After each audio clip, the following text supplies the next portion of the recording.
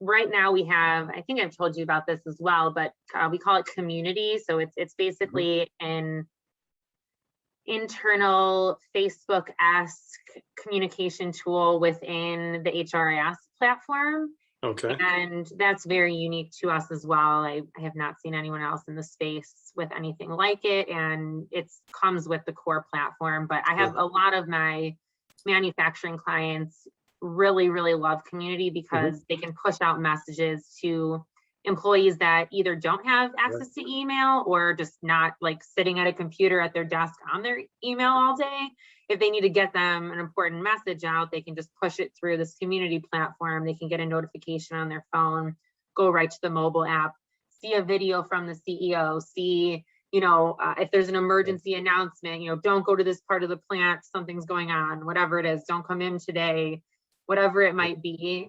So that has become very popular. I think increased by our usage by about 300% over the last year. You and I have talked a lot about that in the past. This whole, we know everybody's going to this hybrid model, right? There's people on site, there's people remote, and it's changing all the time, right? I mean, may not be the same people all the time. So having a platform where you can push out these notifications, engage everybody in your organization, and you're separating that strata, right? It used to be before that you had this chain of command hierarchy that you had to report up through or get messages down through. And so the fact that you can go direct from CEO to every single person in the organization or mid-manager to every person in the organization, it's extremely efficient, one, but two, it kind of defines a new norm of things, right? In this society we're living in today.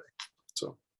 Yeah, and I do get feedback on that piece you were talking about too, kind of bridging a lot of these manufacturing organizations. They have an office staff and they have a floor staff, and they felt before like they were not able to communicate the same way to everyone, and it kind of caused a divide. And now that they can use the same communication tool, they can connect different people that never were connected before and kind of put them, on the same plane. So it's pretty cool. Well, and that whole transparency is becoming more and more necessary, right? For companies to be competitive. And in today's world, especially manufacturing, supply chain, we've talked about it quite a bit, but to me, the company, your own internal company, is just a microcosm of a greater, macroeconomic environment. But using tools like this, and they're readily accessible. That's the thing. I think a lot of people maybe think in their mind that, for these high-end tools, you've got to pay an arm and a leg to do that and to get it. Whereas,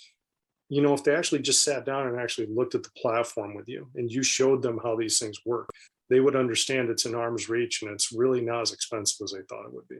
Yeah, no, not at all. Again, and that, especially that specific community piece, it's just built right into the core. If they have, payroll, they have community. So right. Well, that's interesting. You said it's a very Facebook-esque type of platform. So, I mean, is there like, I think Facebook-esque, is there like likes and there's likes, and like the emoji type, there's emojis, there's, the GIFs or GIFies or whatever they're calling it now.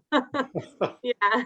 Interesting. You got the chat function. It's just a very interactive piece to it. Yep. Yeah. And I mean, it's customized too. If you're not comfortable with people commenting or you want to restrict that, you certainly can do that as well. And if you want to use it more purely as an announcement and dial back on the collaboration until you're comfortable with it, you can do that as well. But and it's interesting, I see it as well, and I'm sure you do too. It's like, because a lot of the people who are like owners of businesses tend to be a little bit older, right? A little bit more mature, maybe not as comfortable with the technology, right? And here you've got this workforce coming up that's very comfortable with technology. They love this. They need it. They want it. Yeah, exactly.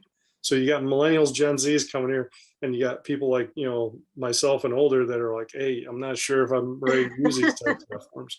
So having resources. What's your point about, about recruiting and retaining the talent nowadays? It is things like this that you have to do or look into to, set yourself apart in the competitive landscape that's out there right now.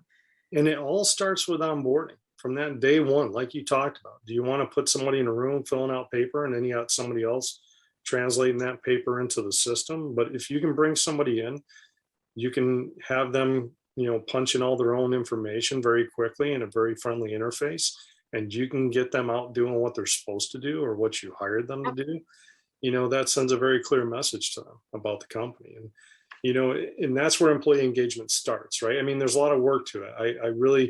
I think a lot of companies still struggle to get past and beyond that whole employee engagements party planning committee type stuff, right? Yeah, exactly. Right. Hate to reference The Office, but it is very true in a lot of companies still. I love The Office. Yeah, it's a great show. But yeah, employee engagement is much more than that, and there's a great tool for that, right? Yeah, and even before onboarding, even in recruiting, right? So we have a recruiting tool as well that can link to 20,000 plus different job boards. So if a company is already posting on Monster, Indeed, wherever they're Craigslist, I mean, wherever they're posting jobs, it will aggregate all of those jobs into one portal page for the administrator. So again, just eliminating 10 different job sites that they have to look at on a daily basis. They can just check this one job site for all of their applicants, communicate with the applicants through that portal, and then save all that information and just click it to onboarding so that it's already in onboarding when they start. And there's a lot of companies out there actually outsource a lot of their hiring because they don't realize tools like this exist. Yeah, exactly. If you knew as an owner operator and you've got an HR person that you work closely with, in your organization, if you knew you had a tool like this that could make it so much easier, you'd probably keep a lot of that internally and you'd save a lot of money in that regard. Plus, the money you're paying to a staffing agency, you can translate that to your own employees or even keep it as capital within the company. So there's a lot of value to that, definitely. Additional links discussed can be found in the comments section below on YouTube. Thank you for joining us today, and we hope you found the information useful. OPSQC Inc. podcast, sponsored by Paylocity.